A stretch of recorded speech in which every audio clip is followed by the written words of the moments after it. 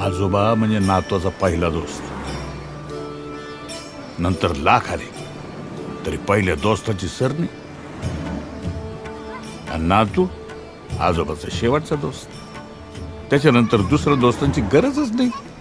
म्हणजे मी तुझी सुरुवात आणि तू माझा शेवट.